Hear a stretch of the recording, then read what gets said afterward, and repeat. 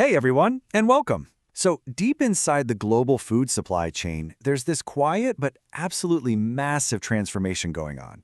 We're talking about a fundamental ingredient in animal feed that's changing form. And trust me, it's a bigger deal than you might think. So, what is this hidden ingredient we're talking about? It's something called methionine. It's an essential amino acid, super important for animal growth. But the real story here, the really interesting part, isn't just the ingredient itself, it's the form it comes in. You see, for years and years, methionine has pretty much always been a powder. Kind of like your classic instant coffee, right? It's reliable, everyone knows it. But now, there's this challenger, liquid methionine. And this is more like a modern liquid cold brew concentrate. It's way easier to mix, it's perfect for automated systems, and it's just super efficient for those huge, large-scale operations. And that simple difference is what's shaking up the entire industry. All right, let's get into it. For our first section, we're going to really set the stage for this story. To get what's happening, we first have to agree on what market we're actually talking about. Okay, before we jump into the really big numbers, we have to talk about this one key term, MALM. It stands for Maximum Addressable Liquid OH Methionine Market. What does that mean in plain English? It's basically the part of the market where liquid can actually go head-to-head with powder. We have to exclude some special uses, like premixes, where you just gotta have powder. So, MALM, that's the real battlefield. Remember that acronym. It's gonna be super important in just a minute. So just how big is this shift, really? In this next section, we're going to look at the numbers and see the true scale of this global liquid wave. And honestly, the data might just surprise you. If you look at the entire global methionine market for 2024, yeah, the dry powdered form is still the big guy, holding 62%. But check this out. The liquid form has already carved out a massive 38%. That is a huge piece of the pie for what's basically the newer kid on the block. But that's not even the whole story. Now, remember MALM, that battlefield we were just talking about? Well, when we look only at that specific market where liquid can actually compete, boom, liquid share jumps to more than half of all consumption. This is the real kicker. Where the two forms can compete directly, liquid is already winning. But here's the thing. This wave isn't hitting everywhere at the same time. This whole trend really started in North America, and now it's spreading out. But you can see there's a huge difference from place to place. You've got countries like the USA and Brazil, where liquid is just dominant. And then you have these other massive markets, like India, where the shift is really just getting started.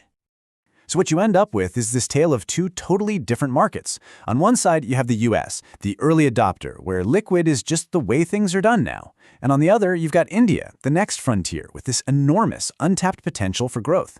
And that contrast really paints the picture of this global journey. So we know what's happening. But the next big question is, who is making it happen? In this section, we're going to see which players in the industry are really making the switch to liquid. So who are the key players really embracing this stuff? Well, it turns out the industry's largest and most sophisticated producers are the ones leading the charge. Let's take a quick trip around the world, and you'll see this pattern pop up again and again. First stop, the USA. I mean, just look at this chart. That massive bar on the left, that's liquid. The tiny little bar on the right is the dry, powdered stuff. It's not even a contest. The biggest names in the US have clearly made their choice. Okay, let's hop across the Atlantic to Europe and the CIS region. And what do you know? It is the exact same story. Major players like MHP and Cedroba are showing the exact same pattern, a heavy preference for liquid. So this is definitely not just an American thing.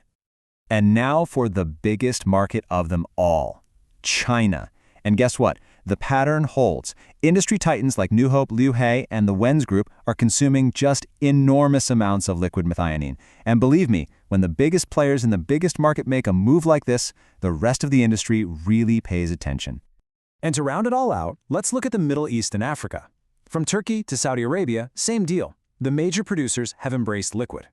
So across 4 different continents, dozens of companies, the pattern is crystal clear. The market leaders are the ones driving this shift. This brings us to our final section. We've seen where this liquid wave has been, and we've seen where it is right now. So the last question is pretty simple. Where is it going next? This chart right here basically tells the entire story of the future.